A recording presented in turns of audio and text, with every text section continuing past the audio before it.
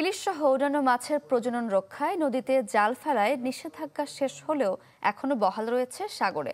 11 June পর্যন্ত চলছে এই আদেশ। দর্শক, এ নিয়ে আরো বিস্তারিত জানবো। বরগুনা থেকে যুক্ত হচ্ছেন সহকর্মী আবু জাফর সালে। সালে,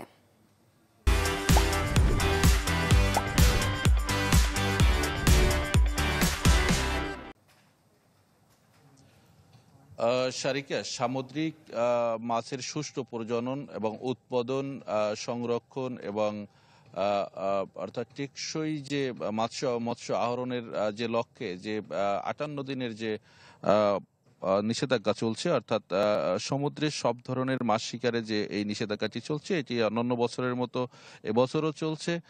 যেটি আসলে 65 দিনের ছিল, সেটিকে এবছর কমিয়ে 58 দিনের করা হয়েছে, যার কারণে কিন্তু আসলে সমুদ্রগামী যেসব ট্রলার বা জেলেরা রয়েছে তারা কিন্তু এখন ঘাটে নোঙ্গর করা আছে। আপনি দেখছেন যে এই ট্রলারগুলো ঘাটে নোঙ্গর করা আছে, তারা এখন জাল সেলাই বা ট্রলার মেরামত বা এইসব কাজগুলো করছেন।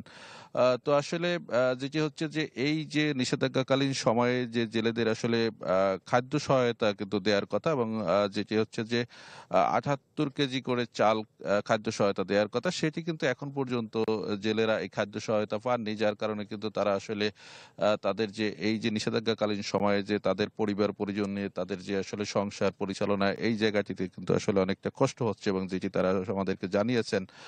তো আসলে এ বিষয়ে আমি জেলা ত্রাণ ও পুনর্বাসন যে বিভাগ, সেখানে কথা বলেছি। তারা কিন্তু বলেছেন যে এখন পর্যন্ত এই বরাদ্দটি আসলে আসেনি, কখন আসবে সেটিও তারা বলতে পারছেন না।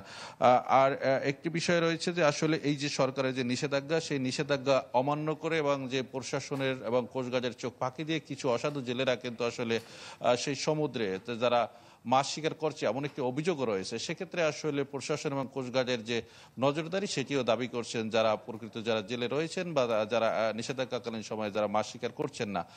তো এই নিষেধাজ্ঞা কিন্তু 15 এপ্রিল থেকে আগামী 11 জুন পর্যন্ত চলবে। এই ছিল বরগুনা থেকে সর্বশেষ। সারিকা। সালে, ধন্যবাদ আপনাকে। দর্শক, বরগুনা থেকে যুক্ত হয়েছিলেন সহকর্মী আবু জাফর সালে।